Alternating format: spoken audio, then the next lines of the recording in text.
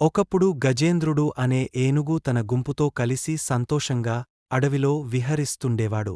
ఒకరోజు సరస్సులో నీళ్లు తాగడానికి వెళ్ళింది. ఆ సరస్సులో గజేంద్రుడు నీళ్లు తాగుతుండగా మొసలి అతని కాలు పట్టుకుంది. గజేంద్రుడు తన బలాన్ని ఉపయోగించి తప్పించుకోవడానికి ఎన్నో ప్రయత్నాలు చేశాడు, కాని వ్యర్థం.